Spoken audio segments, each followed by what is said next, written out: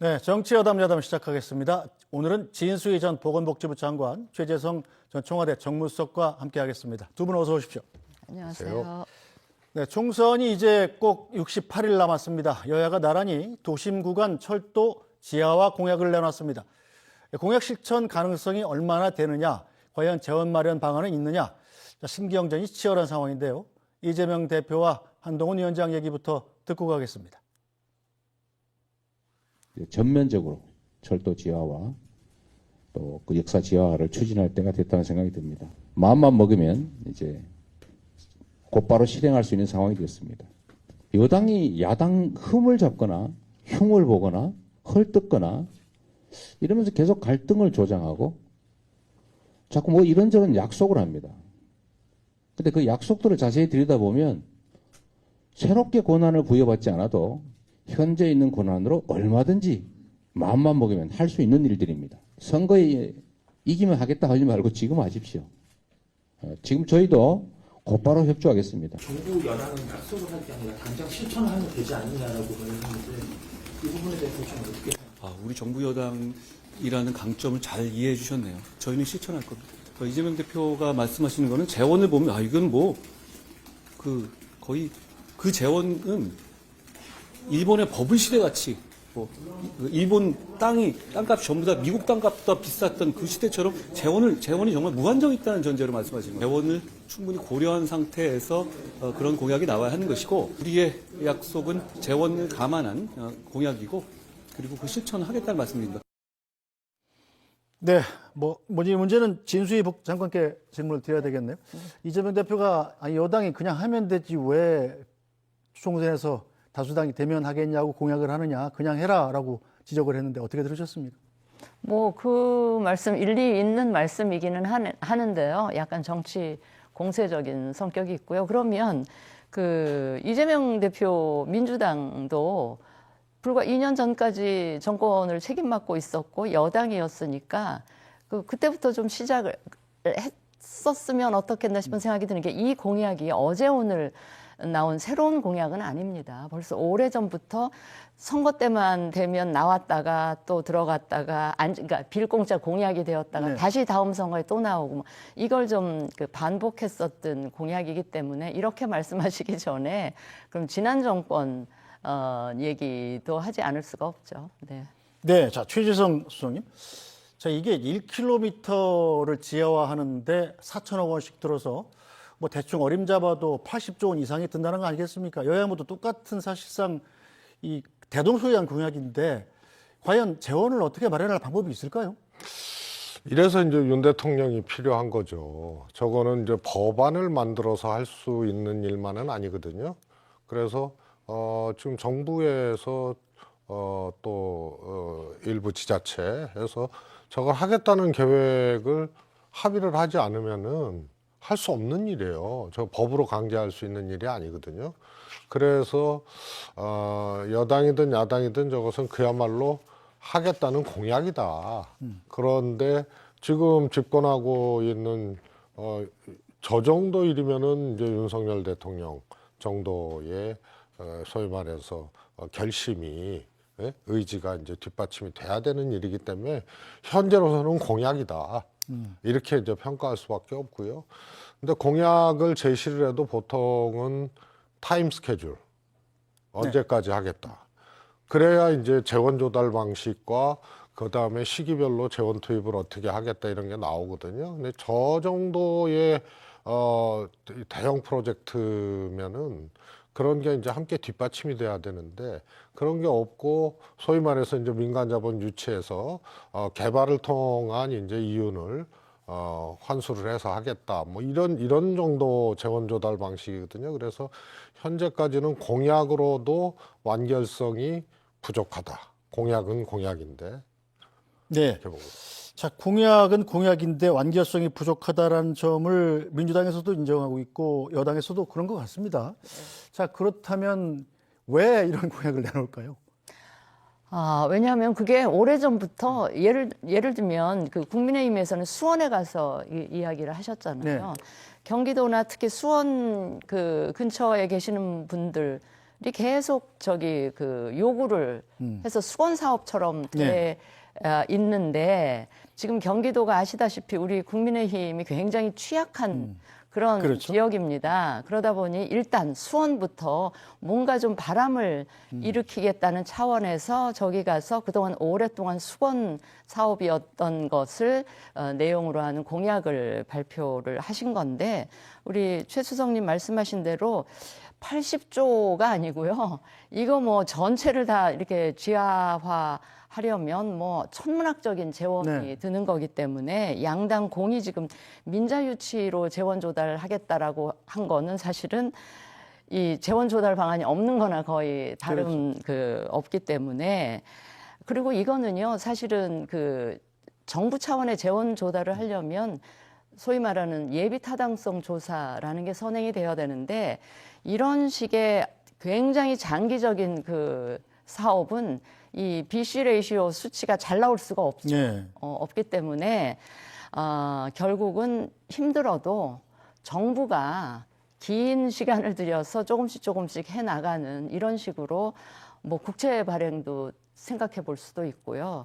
그렇게 추진하지 않고 민자 유치는 아마도 굉장히 더 힘들지 않을까 싶습니다. 그래서 굳이 하려면 정말 진심을 갖고 하려면 아까 말씀하신 대로 타임테이블을 세우고 네. 정부가 이 재원 조달 방안까지 아주 세심하게 준비를 해서 발표를 하는 게 좋겠고 이거는 사실은 정권을 잡았을 때 네. 인수위 차원에서 이 로드맵과 함께 재원 조달 방안까지 마련하는 그 방식이 가장 실현 가능성이 있지 않을까 자, 싶습니다. 민자유치를 양당 모두 이제 재원 조달 방안으로 내놓고 있는데 민자유치가 잘 될 것 같으면 훨씬 더 전에 됐어야 맞는 것 아닙니까?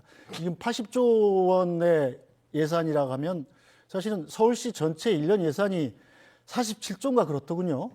그것의 2배 가까이를 쓴다는 것은 사실 국가재정으로서는 굉장히 불가능에 가까운 일 아닐까요? 그것도 저거는 이제 신규 사업비에 해당하는 거 아니에요? 예. 그런데 서울시 뭐 47조다 여기는 이제 경지성 예산, 의무 지출 이런 걸 다 포함된 거거든요. 통상 자치단체별로 조금 다르지만 전체 예산 중에 가용 재원이라고 해야 되나요?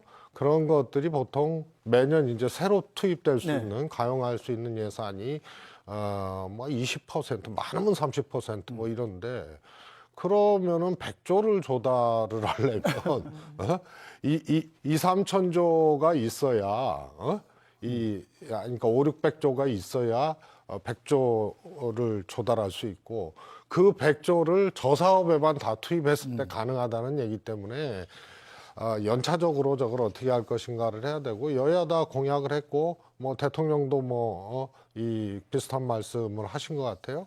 그래서 차분하게 저거는 전체가 해야 돼. 공약 경쟁의 문제가 아니고 전체가 연구하고 해야 될 문제로 오히려 여야정 협력사안으로 저거를 설정하는 것부터 이제 시작이 되는데 저는 이런 걱정이 더 들어요. 지금 세수가 엄청 부족하잖아요. 그리고 경기도 안 좋고요. 그 다음에 뭐 여당 야당마다 조금 다르겠지만 예를 들어서 확장적으로 계속 갈 수밖에 없는 복지 수요라든가 여러 가지들 이제 재원이 소요될 만한 것들이 꽤 많고요. 그런데 세수 구조나 이런 것들이 이게 뭐 지속적으로 안 네. 좋지는 않겠지만 지금 굉장히 안 좋아진 거 아니에요? 그리고 이런 과정에서 과연 저렇게 엄청난 재원을 조달할 수 있겠느냐. 그 다음에 민자 유치로 저걸 조달한다는 거는 제가 보기에는 그건 조금 이렇게 국민들한테 좀 뭐 이렇게 트릭이라고 저는 생각해요. 잘 아시겠지만은 예를 들어서 철도가 지상으로 지나가는 지역 있잖아요. 또 역사가 바깥에 있는 지역. 그러면 그 면적이 얼마나 되겠어요. 그래서 이거는 길다랗게 그야말로 기찻길 땅이거든요. 네. 거기에 민자유치를 해서 개발 수요를 충족시킨다. 뭐 부분적으로는 가능한 지역이 있겠지만은 우선은 예를 들어서 거기에 주택 플러스 알파를 만들어서 개발 이익을 실현한다 그러면 과연 그 기찻길 땅에 그게 가능하겠느냐.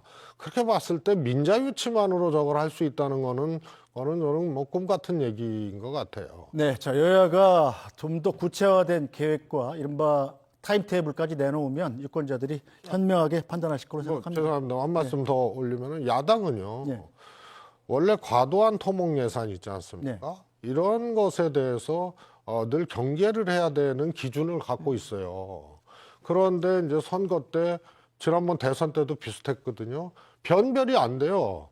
그래서 야당은 특히 복지 예산이나 사회경제 예산이나 이런 것들이 사실 다른 나라에 비하면 우리가 이 SOC 예산이 너무 과도하기 때문에 이것을 늘상 균형 있게 해야 되는 숙제를 갖고 있는 게 이제 야당의 이제 전통적인 기준인데 저렇게 메가 프로젝트 SOC에 해당하는 거 이런 것에 그냥 그런 이 민주당의 정체성이라든가 정책의 기준, 방향 이런 것들을 전혀 망각한 채 무조건 몰입되는 것도 민주당으로서는 근본적으로 조금 한번 살펴봐야 될 대목이고. 네. 자, 유권자들이 현명한 선택을 기대하는 수밖에 없겠군요. 자, 한동훈 위원장 얘기 좀 해볼까요? 조금 전에 잠깐 들었습니다만 요즘 들어서 부쩍 이재명 대표를 찍어서 직격하는 일이 잦아지고 있습니다. 네. 자, 한동훈 위원장의 성향상 이게 그냥 아무 생각 없이 하는 얘기는 아닐 것 같고요. 어떤 보관이 있다고 생각하시나요? 저는 한동훈 비대위원장이 왜 취임하시면서 일성으로 9회 말 투아웃에서 머뭇하지 않겠다, 머뭇거리지 않고 힘차게 용기 있게 휘두르겠다. 그러니까 굉장히 사실은 총선을 치르면 총선은 여당 입장에서는 방어하는 입장이고 이제 야당이 공격하는 입장인데 저는 그 기본적인 프레임을 아예 거꾸로 이 공격수가 될 거를 자초하면서 정권 심판론에 대한 맞불 성격으로 또 이 86 운동권 청산론까지 내세울 정도로 굉장히 공격형 선거 전략을 추구할 것을 이제 암시를 하면서 시작을 하셨는데 저는 그 연장선상이라고 보여요. 그리고 민주당 전체보다 민주당 당대표인 이재명 대표를 집중해서 네. 계속 공격을 하겠다라는 게 지금 한동훈 비대위원회의 전략이 아닌가 싶고 그 전방에 지금 제가 보기에 한동훈 비대위원장과 김경률 비대위원이 이제 전방 공격수로서 서로 이제 네. 요즘 축구도 하고 있는데 골을 주고받으면서 이제 골대를 향해서 이제 빌드업 축구를 하고 계신 거 아닌가 그런 생각이 들 정도로 지금 이재명 당대표에 대해서 집중적으로 공격을 하고 있는 그런 선거 전략을 구사하고 있는 것 같습니다. 네, 자, 최재형 수석님, 일단 한동훈 위원장의 생각은 이번 총선을 윤석열 대 이재명이 아니라 한동훈 대 이재명으로 치르겠다라는 것 같은데, 자, 민주당에선 뭔가 대책을 세워야 되지 않겠습니까? 결국은 한동훈 비대위원장의 생각은 분명한 것 같아요. 이재명 한동훈 구도로 가겠다. 네. 근데 저거는 이제 저는 한계가 있다고는 보는데 구도 설정을 그렇게 하고 하는 거는 한동훈 위원장이나 국민의힘이 전략적으로 선택할 수밖에 없는 거고 그렇게 가고 있는 거고요. 네. 이제 민주당은 민주당이 잘할 수 있는 거를 해야 되거든요. 그러니까 우선 민주당만의 국민들에게 내놓을 수 있는 대표 정책. 네. 이것이 현재는 안 보여요. 그래서 아까 철도 지하화 얘기했지만 그런 비슷한 정책 갖고는 변별이 안 되거든요. 네. 항상 선거 때마다 제가 민주당 소속이서 네. 그런지 몰라도 새로운 정책은 민주당이 주도력을 갖고 내놨어요. 그게 유명했던 산무일반 같은 거 있잖아요. 무상급식, 그다음에 무상보육, 네. 무상의료는 아니지만 의료보장성 확대 플러스 반값 등록금. 네. 이런 게 이명박 대통령도 반대를 했다가 무상보육은 그냥 사실 탄탄한 준비 없이 그냥 수용할 수밖에 없는 그런 또 여론의 흐름이 있었단 말이에요. 그래서 민주당이 늘 킬러 컨텐츠 정책을 갖고 승부를 했는데 이런 거를 잘 만들고요. 그다음에 뭐니 해도 내부 공천은 민주당이 훨씬 더 잡음 없이 할 수 있는 유리한 환경에 있는데 네. 그것도 뭐라 그럴까요?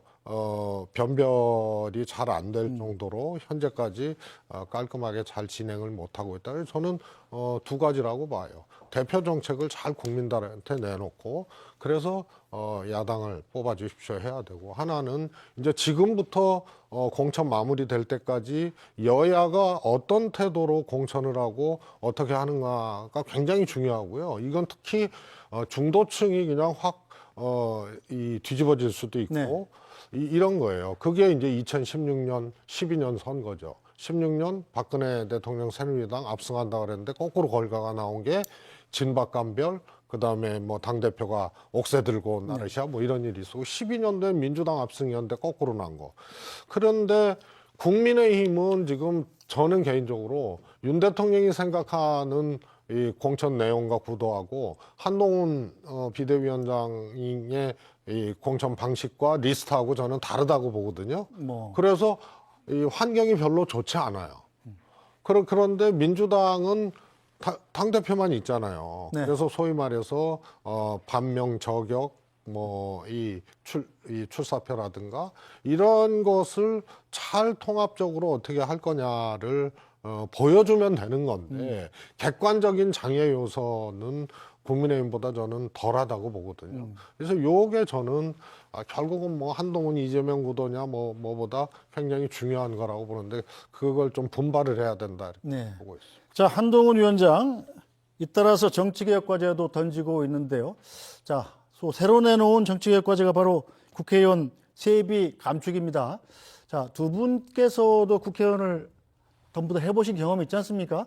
국회의원 세비 지금 월급으로 따지면 월 한 1,200만 원 정도, 연봉으로 따지면 이제 한 1억 5천 정도를 세비로 받게 되는데, 자, 한동훈 위원장이 지금 이거를 도시근로자 4인 가족 중위소득, 그러니까 월급으로 따져서 한 570만 원 정도로 줄이자, 거의 뭐 3분의 1가량으로 줄이자라는 제안을 내놨는데 어떻게 생각하시나요?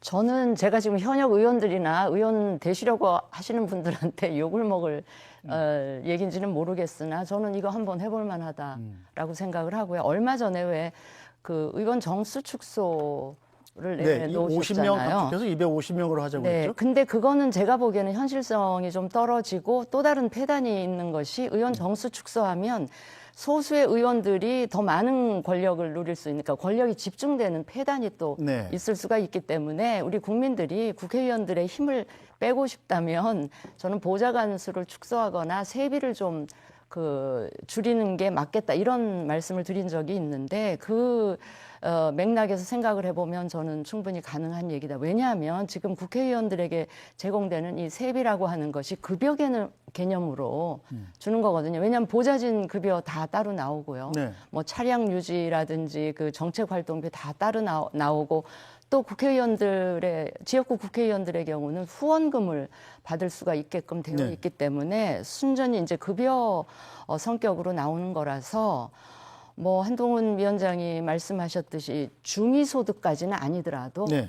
지금 현재 수준보다는 저는 많이 내려올 필요가 있겠다, 뭐 그런 생각을 갖고 있습니다. 네, 최재선 선수께서는 어떻게 생각하십니까? 저는 저 내용은 아니지만 법안을 냈었던 사람이거든요. 네. 그런데 우리가 삼권 분립 국가잖아요. 네. 그래서 국회의원의 세비가 깎이면 그것 때문에 삼권 분립이 무너지는 건 아니지만, 전체적으로 대한민국 공직자, 네. 또 국민연금이라든가 국민의 세금이 들어가고 비용이 들어간 그 기금 같은 데에서 최대 주주라거나 뭐 15% 이상 지분을 갖고 있거나 이런 민간 기업도 많거든요. 예를 들어서 대우조선해양 같은 경우 그 지경인데, 그거는 이제 수출입은행 돈이 이제 많이 들어갔잖아요. 이런 경우는 국민들의 돈이 들어간 거거든요. 그런데 막 연봉은 그때 막 적자 보고 형편없고 그러면서도 3, 4억씩 갖고 가고, 이런 거 포함해서 네. 특히 고위공직자들의 세비를 저는 현재 수준에서 깎는 거는 큰 의미가 없다고 봐요. 그러나 중위소득하고 평균 네. 요 인상률이나 요 수준을 넘지 않게 네. 요거를 연동시켜 놓으면 국민이 힘들면 국회의원 세비도 깎이는 거죠. 네.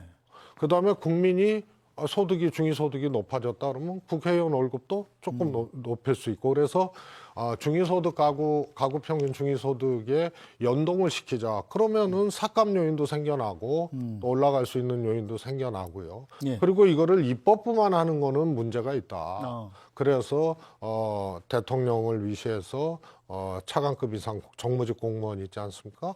여기에 같은 기준으로 현재 거를 깎지 말고 네. 중위소득하고 연계하자. 이래야 형평성도 있고 이걸 입법부만 해야 될 아무런 이유가 없는 거죠. 만약에 상징성과 대표성이 있다는 한동훈 위원장의 말처럼 그렇다면은 이거는 국민들하고 우리 공직자들, 고위공직자들은 함께 하고 있다. 인상률을 중위소득하고 연결시키자는 말씀이신가요? 삭감도 마찬가지입니다. 삭감도 마찬가지. 중위소득이 네. 줄어들면 깎는 거죠. 그래서 그리고 깎아도 저렇게 깎으면 안 돼요. 우리가 조금 다른 나라보다 평균 세비가 평균적으로 따지면 조금 높아요. 그래서 그 정도 뭐 손질하는 거는 뭐 괜찮지만 아예 이거를 뭐 3분의 1 토막 내자. 네. 이 뭐 혹은 반 토막 내자 이런 것은 좀 무책임한 거고요. 하려면 또 다른 고위공직자도 한번 같이 고려해 볼 필요가 있고 특히 국민 세금이나 국민 비용이 들어간 것, 이 민간 기업을 마음대로 막 이렇게 본 것 같고 이런 것까지 연동해서 저는 이제 이 법안을 냈는데요. 이제 이렇게 말씀드린 이유는 이런 거 하나를 하려면 그만큼 책임 있게 조금 더 중층적으로 보고 설계를 하고 해야 된다 이 말씀 드리고 싶고요. 한동훈 비대위원장이 지금까지 한 거로 따지면 나는 빵점이라고 봐요. 우선 정수 줄이라 그랬죠. 네. 그거는 정치 초보도 안 하는 거거든요. 무책임한 거죠. 그 다음에 이번에 세비 또 얘기를 했죠. 그리고 지금 여당은 책임 여당이거든요. 집권당은. 근데 검사가 압수수색 영장 발부하듯이 계속 공세적으로만 해요. 우리가 국민들을 위해서 뭐를 하겠다는 거를 내놔야 되고 국민들은 야 민생 경제 잘못하고 있고 집권 시켜놨더니 형편없어. 그게 이제 대통령 지지율로 나타나는 거 아니에요? 그래서 견제론이 더 높고 그러면 집권당에서도 이 총선 우리가 이렇게 할 테니까 총선에 표를 주십시오 하는 걸 자기 거를 내놔야 되는데 주로 이제 공격으로 야당 공격으로 일관하고 있거든요. 그래서 그런 것들이 결국은 정당 지지율이나 이런 걸로 연결이 안 네. 되는 거예요. 그래서 책임 여당답게 비대위원장이 해야 되는데 현재까지 나온 얘기들은 조금 뭐라 그럴까요? 네. 심도 있게 또 책임 있게 제시할 수 있는 내용은 아니었다. 이렇게 네. 보고 아니 저는 그 정치개혁 과제로 한 5개 정도 내놓고 이게 이제 6번째인데 이거는 뭐 그 제도화 하겠다는 거기보다는 이제 본인 개인 의견이라는 걸 전제로 해서 오늘 말씀을 하셨는데 네. 이제까지 내놓은 정치개혁 어젠다들 있잖아요. 비례보 특권 그 폐지라든지 귀책 사유 있는 곳에 재보궐 그 선거 후보 안 내겠다라든지 그 금고 이상 실형이 있는 경우에는 뭐 그 기간 동안에 세비 반납 이런 거는요 저는 충분히 의미 있는 것이고요. 단 자꾸 민주당하고 같이 하자라는 식으로 하면 하세월이기 때문에 국민의힘부터 자체적으로 저는 실천에 옮길 수 있다고 보거든요. 그래서 나는 이걸 좀 했으면 좋겠고 그 지금 말씀하신 세비 줄이는 거 이것도요. 제가 한 가지 상기시켜 드릴 게 최재성 수석이나 저나 17대 국회에 들어갔잖아요. 그 17대 국회에 민주노동당 의원이 한 10석 정도 그 만들어졌었어요. 그 당시에. 그 민주노동당에서는 그 세비 받으시는 것 중에 도시근로자 평균 소득만 국회의원들한테 그 세비로 주고 나머지는 다 모아서 그 민노당 차원으로 정책 활동이나 이런 데 썼거든요. 그러니까 이번에도 이 얘기를 하면 아까 최 수석처럼 그럼 정부 공직자들 뭐 이렇게 다 끌어들이면 이게 안 하겠다는 뜻으로도 받아들여지기 때문에 저는 국민의힘 의원들부터 이거를 실천에 옮기다 보면 여론의 반응이 있을 거고 민주당에서도 가만히 있지 못할 것이고 이러면서 이거를 단계적으로 좀 그 실천해 갔으면 좋겠다라는 생각. 제 눈에는 너무 뭐라 그럴까요? 준비되지 않은. 그래서 그 1인치 깊은 그 정책의 어려움, 또 이 정책 수용성, 그다음에 현실화시킬 수 있는 이런 것까지 다 연구 통찰하고 했느냐 이런 점에서는 저는 아니라고 보는 거예요. 네. 예를 들어서 귀책 사유가 있는 지역에 출마시키지 않겠다. 그거는 한 당이 한다고 되는 게 아니에요. 그야말로 그건 법률적으로 아예 정해버려야 그게 이 지켜질 수 있는 거고. 아니 후보 안 내면 근데 되잖아요. 한 번도 아니 그러니까 한 번도 지금 새로운 어떤 정치 개혁안이 나온 게 아니고 원래 그동안 무수히 빈번하게 나왔다가 되지 않았던 얘기를 다시 지금 재탕을 하는 건데 그렇다고 정책 이해도나 그러면 같은 제목이라 하더라도 같은 정치 개혁안이라 하더라도 새로운 해법을 내놨냐 하면은 그거는 없어요. 네. 그러고 그냥 이렇게 알겠습니다. 하자라고만 하는 거예요. 네, 알겠습니다. 자, 그럼 다음 주제로 좀 넘어가 보죠. 자, 중대재해처벌법 시행 유예를 둘러싼 여야 협상이 또 불발됐습니다. 자, 국민의힘이 50인 미만 사업장에 적용하는 것을 2년 유예하는 방안, 에다가 이 민주당이 요구했던 산업안전보건청과 유사한 기관을 2년 후에 개청하는 중재안을 제시했는데, 자, 민주당이 노동자 생명과 안전에 충실하기로 결정했다면서 거부를 한 겁니다. 자, 최재성 수석님. 자, 민주당이 일단 키를 잡고 이거를 거부한 셈인데, 자, 국민의힘이 일단 산업안전청을 신설하는 방안을 받아들인 거 아니겠습니까? 그런데도 불구하고 민주당이 현상 유지를 선택한 이유는 뭘까요? 아니 이제 그게 받아들여서 이제 그동안 중대재해법이 통과가 된 거죠. 그런데 그때 50인 미만 사업장 있지 않습니까?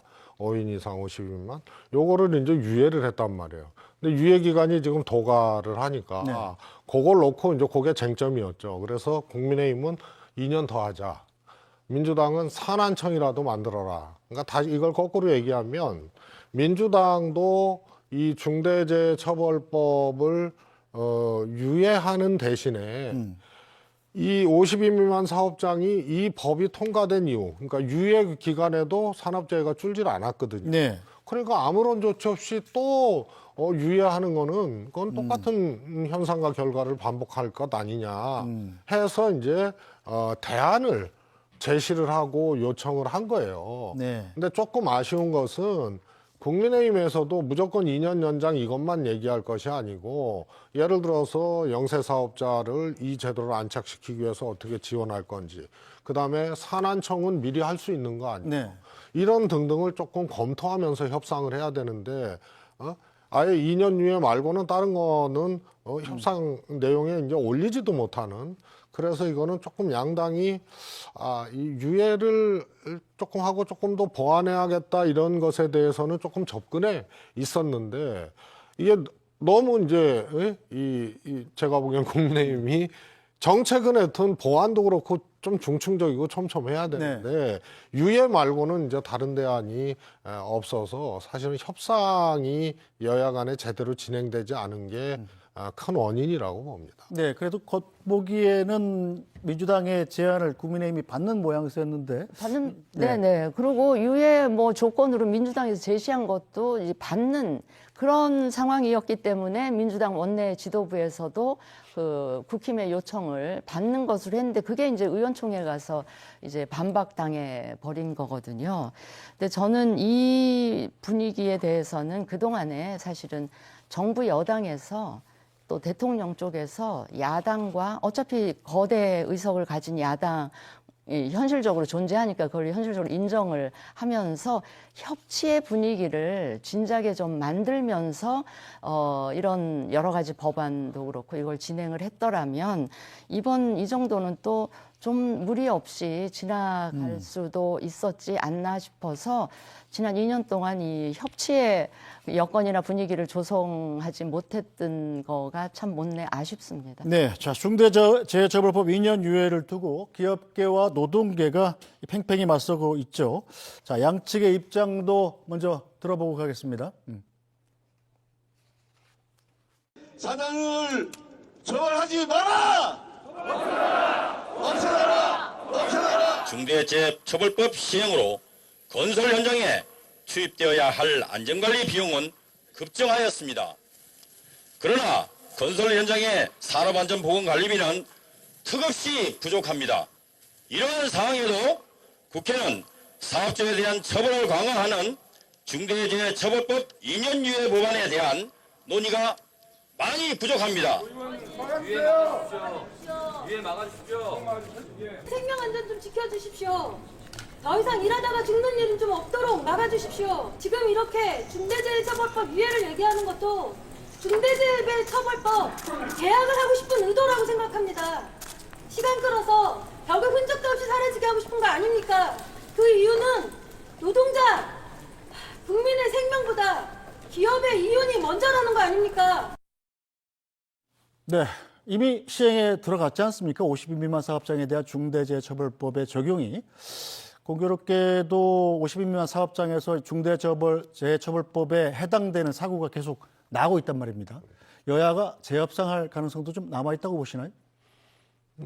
저는 조금 이렇게 해야 된다고 생각을 합니다. 네. 그런데 이제 여야의 협상력이라든가 소위 이제 정치의 실종 네. 이런 과정에서 이것도 충분히 할 수 있는 일을 못했다라는 이제 아쉬움이 있기 때문에요. 원래 제도라는 게 이제 시행을 하면서 문제점이 너무 현격하게 이거 뭐 다들 아시겠지만 사실은 경영주 입장에서는 형사처벌이 정말 전 세계적으로 세거든요. 이게. 네. 그런데 그만큼 또 거꾸로 얘기하면은 피고용인들이 이런 것을 유발시킨 원인, 그 다음에 많은 사고가 있었음에도 불구하고 아무런 책임을 지지 않았던 이런 것들이 뭐 외국도 입법례를 보면 그 상황이 비슷해요. 큰 사고가 나고 이러면서 이제 이런 법들이 만들어지고 그러는데 그러다 보니까 늦었기 때문에 훨씬 더 처벌 조항은 세요. 그러다 보니까 경영주들은 형사처벌 조항에만 어떻게 이 문제를 해결할 건지 골몰하다 보면은 여러 가지 이제 폐해가 또 나올 수도 있어요. 그래서 준비, 교육, 또 여기에 기업이 이런 비용에 대해서 사실상 저하하거나 아까워하지 않도록 하는 이제 이런 거 지원이죠. 일종의 유도 지원 이런 것을 좀 하려면 이제 이미 이제 법이 통과돼서 시행이 되고 있으니까 이런 이제 과정들을 보면서 조금 보완을 해야 되는 그런 상황이 저는 발생할 수밖에 없다. 네. 자, 진수희 장관께서는 어떻게 보십니까? 이게 중대재해처벌법이 50인 미만 사업장에도 적용된다는 것은 이미 3년 전에 확정이 됐었던 사실이란 말입니다. 자, 그런데 이미 시행에 들어갈 때까지 그렇다면 여야는 뭐 하고 있었나 이런 지적이 나올 만도 한데요. 그러니까 그 기간 동안에 준비하라고 사실 유예 기간을 줬던 건데 그 기간 동안에 사실은 저 해당 기업체들도 좀 준비를 했었어야 되고 무엇보다 저는 여야당 쪽에서 그 준비 과정을 계속 뭐 체크한다 그럴까요? 좀 관리를 해오면서 준비를 시키는 또 특히 어디죠? 네. 감독관청이 저희 고용노동부 아니겠습니까? 고용노동부에서 좀 책임감을 가지고 그 유예 기간 동안에 제대로 준비되는지를 체크를 해야 되는 게 좀 의무였던 것 같은데 그거는 소홀히 하고 이제 딱 기간 딱 되고 시행에 들어갈 이 즈음에 또 추가적으로 유예하자고 하니까 아마 노동계나 그동안에 피해를 입었던 노동자들 쪽에서는 아마 굉장히 받아들이기가 힘든 상황이 아니었나 싶은 생각이 드는데요. 그래도 좀 한 번 더 그 논의를 해봤으면 좋겠다 하는 생각은 합니다. 네. 그럼 다음 주제로 넘어가 보죠. 자, 총선이 이제 68일, 정확히 68일 남았습니다. 자, 그런데 아직도 선거제가 명확하게 확정되지 않은 상황이죠. 자, 병립형 비례대표제로 돌아가겠다는 국민의힘과는 달리 민주당은 여전히 입장을 정하지 못하고 있었는데요. 급기야 민주당에선 이 결정을 당원들에게 묻는 전당원 투표에 맡기자는 이야기도 나오고 있습니다. 지도부조차 의견이 엇갈립니다. 먼저 얘기 들어보시죠.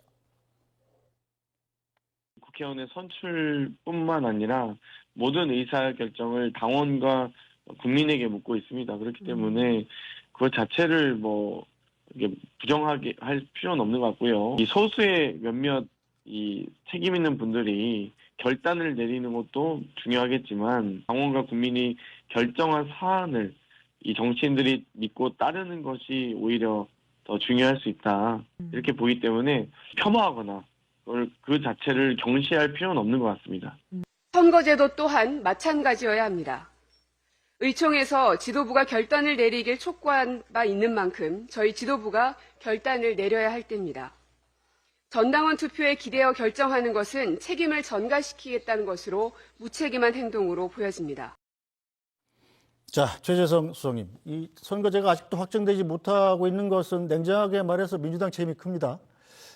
이 국민의힘은 항상 과거에 20대 총선 때 썼던 이른바 비례대표제, 과거의 비례대표제 돌아가자는 입장이었고, 민주당은 당내에서도 지금 지난번 총선 때 부작용이 노출됐던 준운동형으로 갈 건지 아니면 과거의 병립형으로 갈 건지가 계속 팽팽하게 맞서왔단 말입니다.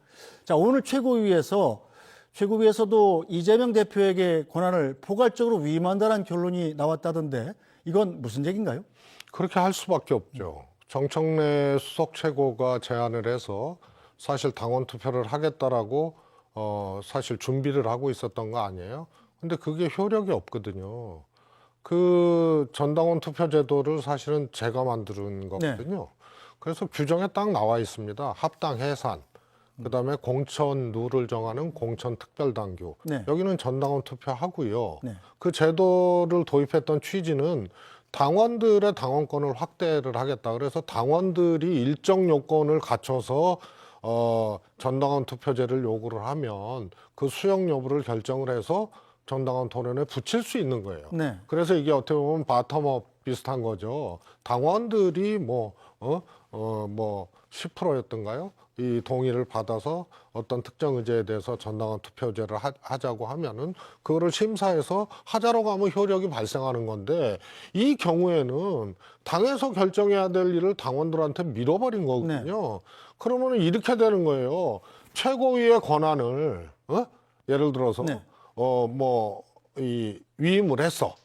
이거를 정하자. 그러면 위임할 수 있는 게 당원은 아니거든요, 현재 제도상으로는. 그런데 그냥 전당원 투표하자고 해버린 거예요. 그러니까 굉장히 어설픈 거죠. 전당원 투표 해당 사항이 아니라는 말씀이죠? 해당 사항이 아니고요. 이거를 하려면은 최고위의 권한을 예를 들어서 어딘가 위임해야 되는데 당원 투표에 위임한다는 조항은 어디에도 없어요. 그래서 그러면 결국은 뭐냐면은 대표나 최고위가 이 문제를 결정하기 위해서 자신들이 해야 되는데 이것을 전당원 투표로 보내는 것도 본인들이 결정을 해야 효력을 발생하는 거고, 그런데 당원에게 이거를 위임할 수 있다는 아무런 조항도 없어요.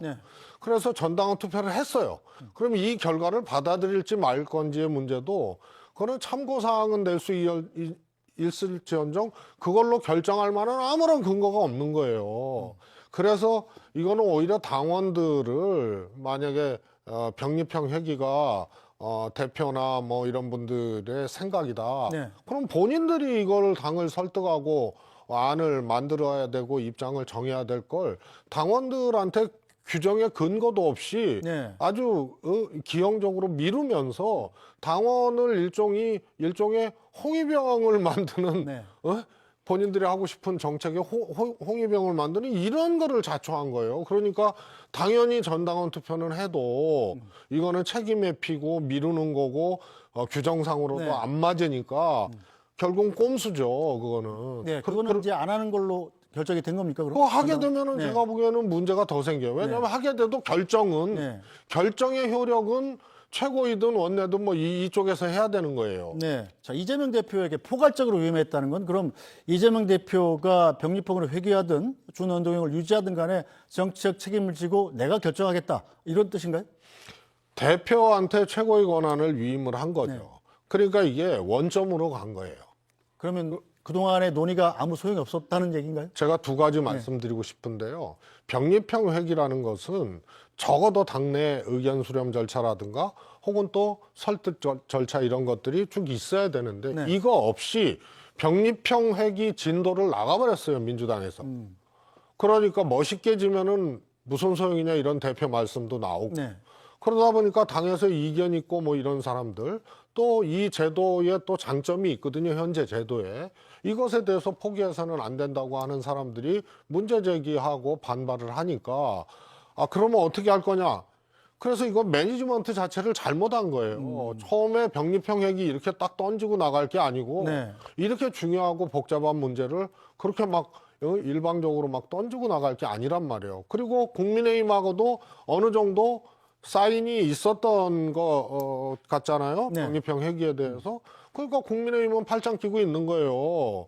근데 민주당은 이거를 당내 의견 수렴 및 설득 절차를 거치지 않고 그냥 이거 하겠다고 던졌다가 반발에 직면하니까 어려워진 거죠. 네. 그러다가 전당원 투표 또 이렇게 막 일종의 나는 저건 꼼수라고 봐요. 네. 그렇게 당원들을 오히려 활용을 해버리는 이런 걸로 자신들의 책임을 우회해버리는 이런 걸 하다 보니까 당연히 당대표한테 위임해서 네. 다시 이제 이 문제를 해결해야 되는 걸로 간 거죠. 네, 돌고 돌아서 다시 원점으로 왔다. 자, 최재성 수석께서 너무 자당 비판을 많이 하셔가지고 그러니까 더 이상 셀프 비판을 워낙 신랄하게 하셔서 제가 거기다 뭘 보탤까 고민이 되는데 저는 한마디로 비겁하다라고 그 표현을 하고 싶고요. 엊그젠가요? 그 민주당의 아주 원로이시고 아주 대선배이신 유인태 전 수석께서 네, 천벌을 받을 일이라고 말씀을 하셨는데 정말 그 충고를 가슴 깊이 새겨야 될 것 같고요. 차라리 솔직하게 병립형으로 회귀하겠다 말씀을 하시는 게 차라리 낫지 않나 싶은데 아니 4년 전에 얼마나 요란했습니까? 이 제도 도입할 때. 그 사실 선거 제도에 관련해서는 그 제 정당이 다 합의하는 게 우리 국회의 오랜 전통이고 관행이었음에도 불구하고 4년 전에는 연동형 제도 도입 반대하는 그 국민의힘을 그 배제한 채로 나머지 정당 대상으로 뭐 패스트 트랙을 태우고 막 한다 그렇게 요란스럽게 하고 이 제도를 도입했는데 불과 딱 한 번 그 실시해보고 4년 만에 이거를 다시 이제 그 의석수 네. 계산기 두드리면서 병립형으로 지금 회귀하고 싶어서 저러는 거 아니겠습니까? 네. 국민들 다 보시는 분들 그 뭐 아실 텐데 그냥 그 병립형 회귀한다고 그냥 선언하시면 될 것 같아요. 네, 자, 그러니까 이게요. 저는 뭐 개인적으로도 그렇고 사실 객관적으로도 네. 그렇다고 말씀드리고 싶은 것이 네. 준연동형제가 나름의 의미가 있고 병립형보다 저는 좋은 제도라고 봐요. 양당 독식 구조, 그 다음에 일정 정도 득표를 해도 의석으로는 하나도 보장받지 못하고 그러다 보니까 양당 독식 구조가 오랫동안 지속되니까 새로운 정치 문화라든가 이런 것들이 이 태동하기 참 어려운 이런 상황에서 일종의 이제 해결책으로 제시를 한 건데 네. 민주당이 이걸 했잖아요. 준연동형 현재 제도를 주도해서 했단 말이에요. 네. 그런데 문제점이 발견됐거든요. 위성정당을 만들어 버렸죠. 위성정당인데요. 그래서 위성정당 방지법에 전력을 다했어야 돼요. 네. 할 수 있잖아요. 저거 미리 해서 패스트트랙 태웠으면은. 네. 그런데 그런 것은 해태하고 이따가 병립형 얘기가 낫겠구나 이렇게 대표든 뭐 누가든 생각해서 이렇게 진도를 나가버리니까 네. 이게 잘못된 거예요. 그러면 준연동형제가 잘못된 거냐? 저는 장점이 훨씬 더 많은 제도라고 보는데 이게 보완 장치 없이 하다 보니까 위성정당이 나오니까 민주당도 위성정당 할 수밖에 없었던. 네. 그래서 이 기괴하게 된 거죠. 그래서 그 부분에 대해서 민주당은 이 제도를 했던 책임 정당이고 그러면 이 제도의 문제점을 해결하기 위해서 위성정당 방지법 같은 데에 전력을 다했어야 되고 할 수 있었던 네. 겁니다. 근데 그걸 안 하고 지금 있다가 회귀한다? 이거는 말이 안 되는 거죠. 네, 자, 이재명 대표에게 선거제와 관련한 포괄적 권한을 위임했다. 자, 그렇다면 이것은 전당원 투표에 붙이지는 않을 가능성이 높아졌다는 얘기인데 이 전당원 투표, 자, 민주당의 원로들도 정말 강력히 비판하고 있습니다. 들어보시죠. 원래 전당원 투표 간다는 게 제일 불길한 거예요. 당권은 뭐 당원에게 있고 하는 사람들이 대개 원래 히틀러가 국민만 보고 간다고 그랬어요. 독재가 항상 하는 소리가 국민만 보고 가고 이 대의제를 무시하고 이게 당원 투표해가지고 그 못된 짓은 다 전당원 투표해가지고 했잖아요. 민주당이 같은 되게 천벌받을 짓은 전부 당원 투표를 해가지고 하더라고요. 이재명 대표는 지난번에도 불체포 특권 포기하겠다고 자발적으로 대표 연설에서 해놓고 또 부결 호소했잖아요. 이번에 또 이거 뒤집으면 이제 콩으로 매줄 쓴다 그래도 이재명 대표를 누가 믿겠어요. 자, 민주당이 과거에도 당의 부담이 큰 정치적 사안들을 전당원 투표에 붙인 경우가 있었습니다. 살펴볼까요? 자, 2020년 총선에서 비례위성정당을 만들지 않겠다고 했었는데 이걸 전당원 투표를 통해서 결국 뒤집었습니다. 자, 2020년 11월에는 서울 부산시장 보궐선거에서 자당의 귀책 사유 시 공천하지 않는다라는 당원을 당원 투표로 번복하고 이후에 후보 공천을 강행했었죠. 자, 두 가지 다 민주당엔 좋지 않은 후폭풍을 남겼었습니다. 자, 그렇다면 자, 진수희 장관님, 일단 이재명 대표에게 일임했다는 것은 당원 투표를 거치든 안 거치든 간에 과거에 병립형으로 회귀할 가능성이 좀 더 높아졌다 이렇게 저는 그 확률이 높아졌다고 보고요. 보이는데, 자, 네. 그렇다면 이 제3지대 정당들은 어떻게 되는 건가요?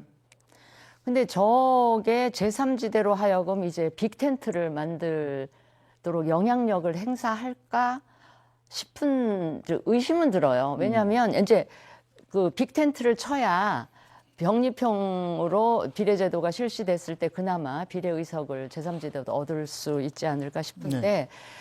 지금 비례제를 가지고 빅텐트를 치기에는 그 내부적으로 균열이 많이 선이 그어진 것 같아요. 무슨 말씀인가 하면 그 이준석 대표, 양양자 대표가 하는 개혁신당, 네. 한국의 희망, 개혁신당하고 이낙연 대표님이 주도하시는 그 개혁 미래개혁. 네. 하도 많아서 좀 네. 헷갈립니다. 예. 개혁미래당. 개혁미래당. 개미당입니다. 개미당. 하고는 지금 굉장히 어떻게 보면 감정적인 부분까지 이렇게 선이 그어지는 것 같아서 그분들이 다 같이 하는 빅텐트는 지금 점점 멀어지고 있는 게 아닌가 싶고요. 뭐 병립형으로 회귀한다 그래서 이분들이 다시 합치는 쪽으로 가기에는 지금 좀 멀어져 버린 게 아닌가 싶습니다. 네, 어쨌든 제3지대 정당한테는 병립형으로 회귀한다면 진입 문턱이 2배 이상 높아진다 이렇게 해석할 수는 있겠죠. 그렇습니다. 네. 그리고 특히 이제 3% 허들을 더 높여버린다거나 이러면 더 어려워지는 거죠. 자, 정치여담여담 다음 소식으로 좀 넘어가 보겠습니다. 여야 공천 작업이 계속되고 있는데 자, 아직 확정된 바는 없지만 민주당에서는 이 추미애 전 법무장관의 전략 공천설이 계속 나오고 있습니다. 자, 최재성 수석님, 자, 추미애 전 법무장관이 지금 동작을에서 나경원 의원하고 전 의원하고 같이 맞대결 한다부터 시작해가지고 송파갑으로 나가서 이 윤석열 대통령의 40년 지기와 맞붙는다 이런 설까지 계속 나오고 있습니다. 민주당 내 분위기는 어떤가요 지금? 뭐 분위기라는 거는 이제 전체가 알았을 때 분위기인데 전체가 알고 있는 것 같지는 않거든요. 네. 그러나 이제 출마는 예견돼 있는 것 같습니다. 다만 민주당에서 추미애 대표를 그냥 일반 후보들처럼 그렇게 출마시키지는 않을 것 같고요. 그러니까 송파갑처럼 석동현 이제 검사 출신이죠. 네. 그분하고 대진표를 짜거나 네. 혹은 뭐 나경원 전 의원하고 짜거나 이렇게 소위 말해서 대진표를 좀 공격적으로 짜는데 활용을 하지 않을까 이런 생각입니다. 그래서 출마는 기정사실. 네. 대진표는 어떻게 짤지는 모르겠습니다. 네. 자, 진수희 장관께서는 어떻게 보십니까? 만약에 송파갑이라는 지역구를 하나 놓고 본다면 송파갑이라는 지역구가 굉장히 보수 지지세가 강한 지역 아니겠습니까? 여권에서도 지금 석동현 전 검사장이 있고 또 박정훈 TV조선 앵커가 거기 또 출사표를 던져놓고 있고 안영환 전 방통위원도 출사표를 던져놓고 있지 않습니까? 네. 여권 내에서도 굉장히 치열한 지역인데 추미애 전 장관이 거기 나간다면 승산이 있을까요? 저는 승산 없어 보이고요. 지금까지 얘기됐던 광진, 뭐 동작 여기는 그래도 이제 민주당으로 봐서는 그렇게 험지는 아니죠. 지금 현역 의원들이 또 민주당 현역 의원들이 있고요. 용산에는 지금 권영세 의원이 근데 이제 용산 얘기도 최근에 있고, 예. 나오더라고요. 예, 그런 상황인데 저는 송파갑의 경우를 왜 민주당에서 아예 그냥 석동현 전 검사장이 공천 받을 걸로 네. 그냥 전제를 해놓고 거기에 이제 추장관을 갖다 붙이겠다는 건데 저는 그 판단도 그렇게 적절하지 않은 판단 같고요. 네. 저 추미애 장관 활용법을 놓고 네. 민주당이 이런 식으로 하는 거는 추미애 장관의 경쟁력에도 도움이 안 되고요. 그러니까 당선 가능성에도 도움이 안 되고 민주당에도 별로 도움이 안 되는 것 같습니다. 그러니까 추미애 전 장관 정도 되면 당 지도부에서 네. 같이 협의를 하고 이 전략적으로 수비 과정을 거쳐서 그 지역구를 정하는 게 맞는 것이지 저렇게 아니 5선에 당 대표까지 지내고 법무부 장관까지 지낸 분을 저렇게 막 서울시 전역을 뺑뺑이 돌리듯이 하는 거는 저로서는 좀 이해하기가 힘듭니다. 과연 추미애 전 장관을 공천을 주려고 하는 건지 아니려고 하는 건지까지도 의심하게 만드는 지금 상황이 벌어지고 있는 것 같습니다. 네, 자, 민주당의 추미애 장관 활용법 좀 고민이 깊어 보이는군요. 자, 네. 한 말씀 좀 첨언을 하면요. 우선은 추 장관님이 출마할 거냐? 출마할 것 같아요. 네. 근데 당에서 어느 지역을 출마를 하도록 할 거냐? 요거보다 더 중요한 게 총선은 뭐 다 아시다시피 아주 공식이에요. 네. 양당의 적극적 지지자들이 있잖아요. 그래서 뼛속까지 민주당, 나는 죽어도 국민의힘. 이런 분들 빼고 이제 소위 말해서 중도층이라고 하는 분들의 향배로 결정나는 거 아니에요. 그래서 지금부터 공천 완료될 때까지 그때가 굉장히 중요하고 공천된 이후로도 막말이라든가 이런 게 중요한 게 다 중도층 표심의 향배 때문에 그런 거거든요. 그래서 예컨대 근본적으로 어느 지역에 출마시킬 거냐보다 더 중요한 게 추미애 장관 같은 분들이 다시 총선 출마를 하게 되면 온 국민이 다 아는 거 아니에요? 그럼 그게 민주당 총선에 도움이 되는 건지 중도층 확장을 통해서 총선을 이겨야 된다는 이 아주 고전적이고 진리 같은 이런 것에 과연 도움이 되는 건지 이런 판단들을 먼저 했으면 좋겠어요. 네, 추 장관의 출마 여부 자체를 먼저 판단해야 된다는 말씀이시군요. 자, 이 문화 스포츠계를 향한 여야 러브콜도 계속 좀 이어지고 있는 상황인데요. 자, 보면 이 파페라 테너 이명주 씨를 영입하려고 민주당에서 시도를 했던 모양입니다. 그런데 일단 여러 상황이 맞지 않아서 영입이 불발이 된 것 같고요. 자, 새로운 미래에서도 의견을 물었다고 합니다. 정치에 별로 뜻이 없다 이렇게 답을 얻은 것 같습니다. 자, 그리고 사격 황제로 불린 진종호 선수도 이 국민의힘 인재영입위원회에서 영입을 시도하고 있는 것 같습니다. 자, 인재영입 명단에 있는 건 사실이다 이렇게 시인을 했습니다. 자, 진수희 장관님. 네. 일단 스포츠 스타 그리고 예술계 스타 이런 분들을 총선에 영입을 하면 일단 좀 도움이 되죠. 일단 관심은 끌고 조금 득표에는 도움이 될 수 있을지 모르겠으나 저는 길게 봐서 그분들이 정치권에 들어와서 계속적으로 성장하고 성공에까지 이르렀던 사례는 별로 보지를 못해서 양 당이 그 선거 때마다 이런 식의 인재 영입 경쟁은 안 했으면 좋겠다는 게 제 개인적인 생각입니다. 이분들은 그냥 자신의 영역에서 계속 그 전문성을 발휘하면서 국민들의 사랑을 받도록 그렇게 두는 게 낫지 않나 싶고요. 저는 이거 포함해서 그 총선 때마다 인재 영입을 경쟁하듯이 하는데 저는 정당이라고 하는 곳은 인재를 영입하는 데가 아니고 인재를 육성하는 곳이 되어야 한다라고 생각을 하기 때문에 저는 이런 식의 그 발탁에 대해서는 좀 그 부정적인 생각을 갖고 있습니다. 네, 문화예술계 인사를 영입하는데 부정적인 의견을 밝히셨는데 최선영 수석께서는 어떻게 생각하십니까? 저는 이번에 특히 두드러진 게 영입하지도 못하면서 미리 명단 흘리고 박지성 선수도 보도도 되고 막 그런 거 아닙니까? 우선은 뭐 영입할 수는 있다고 봐요. 그런데 불발이 됐으면은 그거는 그냥 보완에 붙여야 돼요. 그분의 인생도 있고 또 영입한다고 해놓고 불발했으면은 그거는 무능력한 거 아니에요. 네?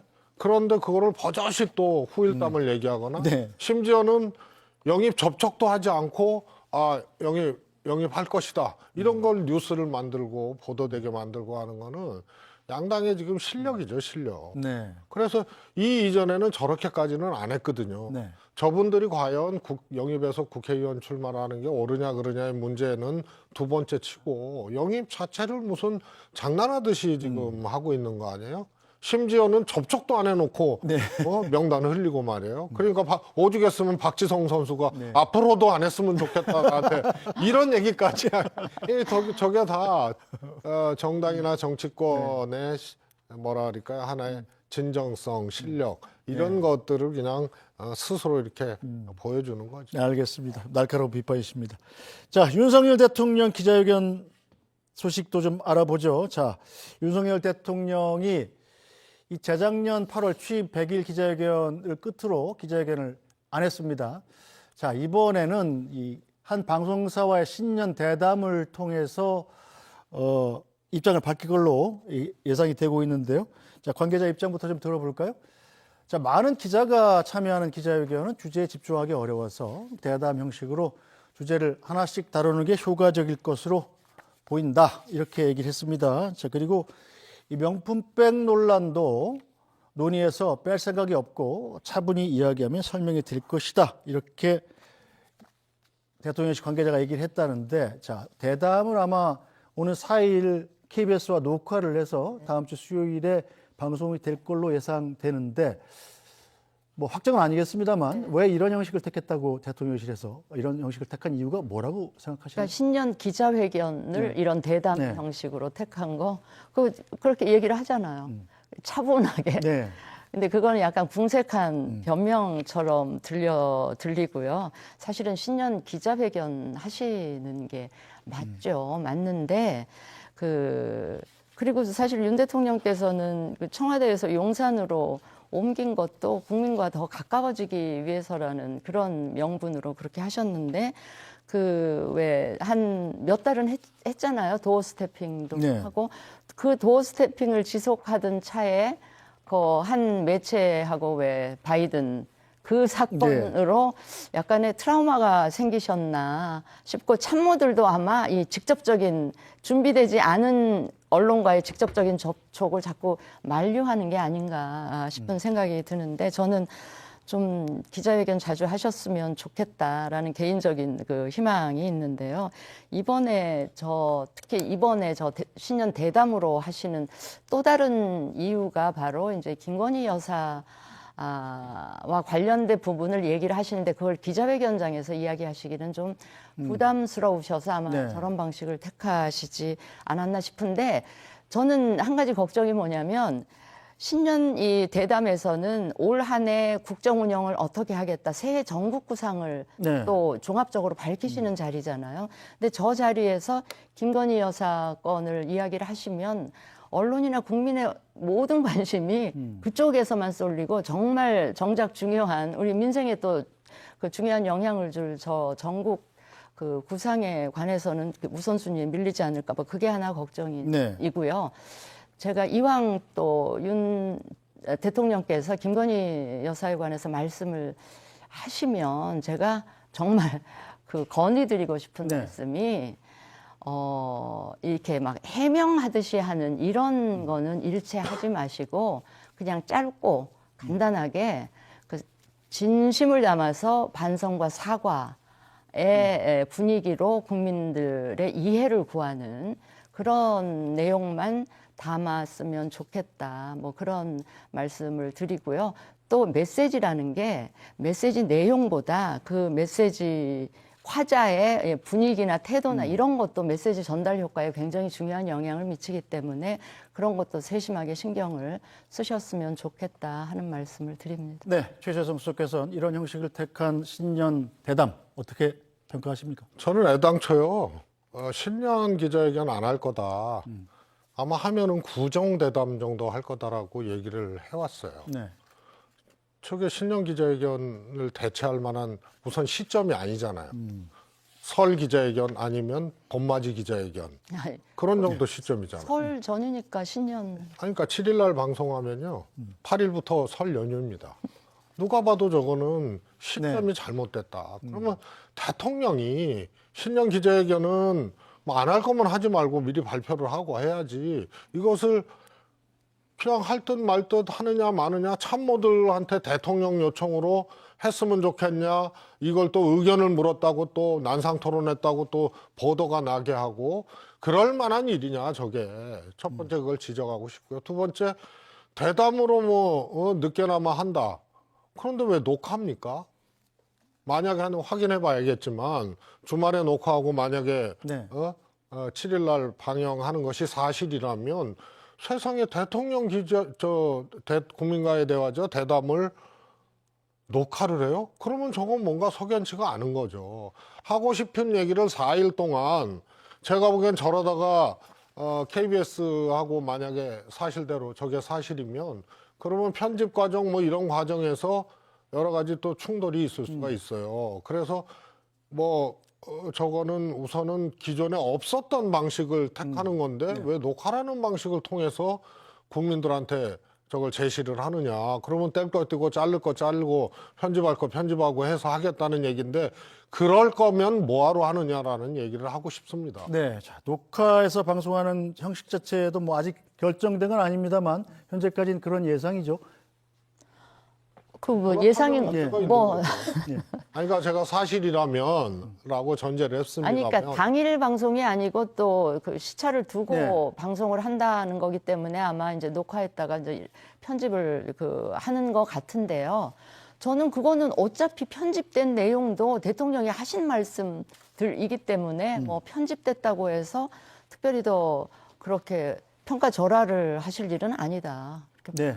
현재까지 용산 대통령실에서 확실하게 발표한 내용은 아니기 때문에 여기저기서 흘러나오는 얘기들입니다. 저 결과를 보고 추가로 토론을 해보도록 하죠. 자, 정치여담야담은 오늘 여기서 모두 마무리하도록 하겠습니다. 진수희 전 보건복지부 장관, 최재성 전 청와대 정무수석과 함께했습니다. 두 분 수고하셨습니다. 네, 뉴스브리핑은 잠시 뒤에 돌아오겠습니다.